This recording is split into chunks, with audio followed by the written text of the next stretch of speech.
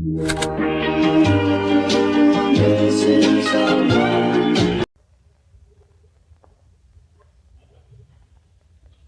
do you do? I'm very happy to have this personal visit with you. Won't you be seated, please?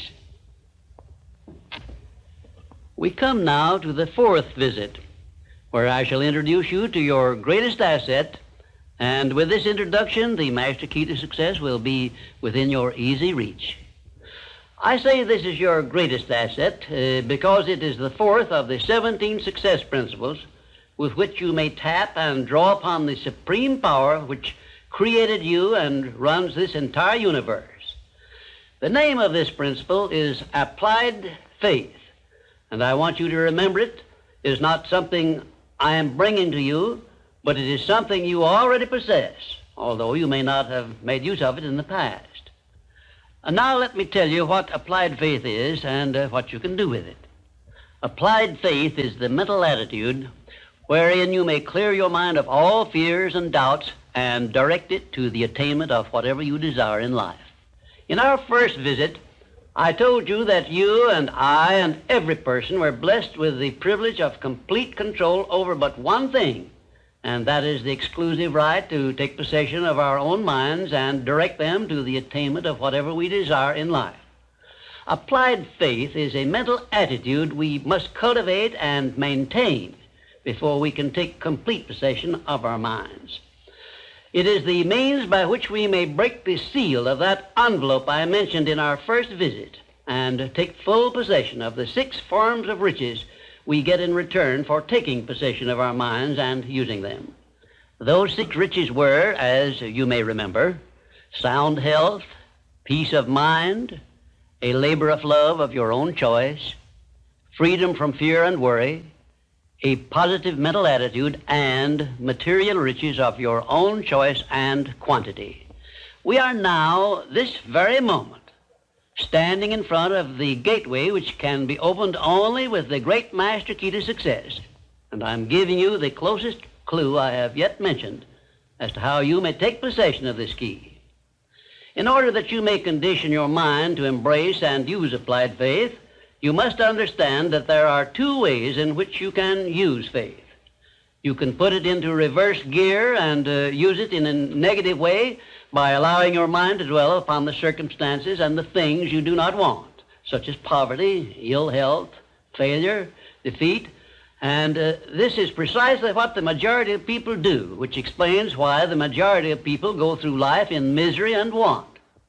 Or you can take possession of your mind and direct it to think of the 6 riches which came over with you in that sealed envelope. And you will attract these riches to bless and serve you all through your life. Isn't it a strange fact that most people make a negative application of their great power of faith by thinking about and believing in poverty, ill health, fear, failure, and defeat, when it would be so easy for them just to change their thinking over to the circumstances and things they desire? Now let me give you a description of the one thing which represents the main difference between a successful person and a failure. Please listen carefully and think for yourself as I speak, because failure to recognize the truth I am about to give you is the starting point of most failures. Successful people in all occupations, all professions, and all callings have one trait which distinguishes them from the failures. It is their capacity for belief. The failures see the hole in the donut, but do not see the donut around the hole. The successes see the hole also, but they see the donut around the hole. Thomas A. Edison believed that he could perfect an incandescent electric lamp, and despite the fact that he failed over 10,000 times before he was crowned with success, he made his belief uncover the secret for which he was searching. Give one guess as to how many times the average person must fail before he quits. Fails because of the lack of capacity for belief. How many times can you meet with defeat before you give up the ghost and quit? Henry Ford believed he could build a self-propelled vehicle which would take the place of the horse and buggy. And despite the ridicule of relatives and neighbors and the lack of finances, he transmuted his belief into an industrial empire which changed the entire American way of life. Mind you, Ford did this with very little education and no operating capital to begin with. Right here, let me ask you a question which may well change your entire life. You perhaps have an idea or a plan which would be useful to other people, but you have done nothing about it because you lack the self-confidence to give you a start. In other words, you are now where Henry Ford was before he built the first model of his world-famous automobile. Mr. Ford broke through that wall of fear, which may now be holding you back, and put his idea into operation by making use of the mastermind principle I mentioned in our second visit, through an alliance with his wife. Now, the question I wish to ask you is this. Why don't you form a mastermind alliance with someone and begin putting your ideas to work for you? Belief is truly a magic word, because it is the beginning of all successes. It is the very foundation of civilization. It is the one quality you must develop before you can make use of the great master key to success. To be successful, you must become a person with a great capacity for belief, and the place to start believing is with yourself. You should begin by recognizing that you were born with the privilege of complete control over your own mind. You should also recognize that by the application of the master key to success, which I am passing on to you through these visits, you can take full possession of your mind and make it yield you whatever you demand in life. Observe, I use the word demand, not beg. The Creator never intended for you to beg for anything. If He had, He would not have blessed you with full control over your own mind. If your life is not what you want it to be, you can change it.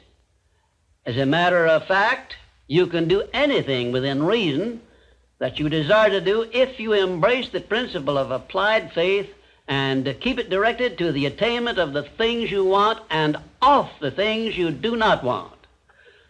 I should know what I'm talking about because I was handicapped at birth by the four horsemen which keep most people in bondage all the days of their lives: poverty, fear, illiteracy, and superstition. Theoretically, I had not the slightest foundation for hope that I could ever escape the influences of these four curses. But I did escape, and now I am devoting my entire life to helping other people to gain deliverance from these four basic enemies of mankind. I have discovered the master key which gives one deliverance from all the evils one does not want and opens wide the gateway to the riches which the Creator intended every person to enjoy on this earth. Applied faith is the only means by which the master key can be appropriated and used. Therefore, I give you these instructions through which you may create a mental attitude which is favorable for the expression of faith. 1, know what you want and believe that you can and will get it. 2, give expressions of gratitude many times daily for having received that which you want, even before you actually get physical possession of it. Possession starts first in the mind. Please remember this. 3rd, keep your mind open for hunches from within.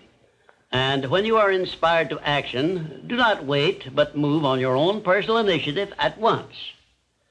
Remember, there can be no application of applied faith without action.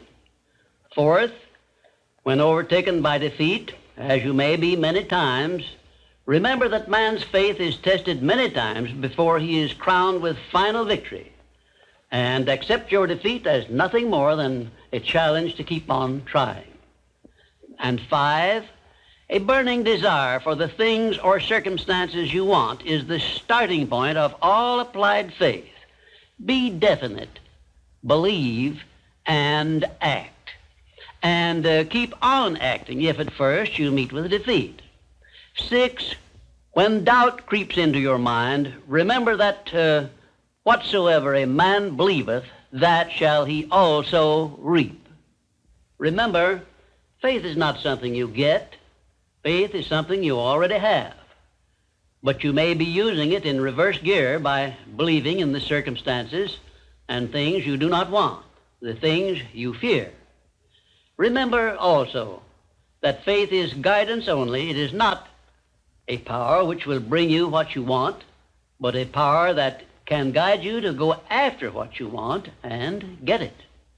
Remember, too, that your faith is limited only by your own capacity to believe. You can do whatever you make up your mind to do. I believed I could give the world a practical philosophy of success which would free men and women from their fears and limitations. I stood firmly back of that belief through 20-odd years of effort and saw my belief give freedom to millions of people. Do the thing, said Emerson, and you shall have the power. May I paraphrase this great truth by saying, believe and you shall receive. And now, until our next visit, will you please remember that your life is exactly what you make it by your own mental attitude.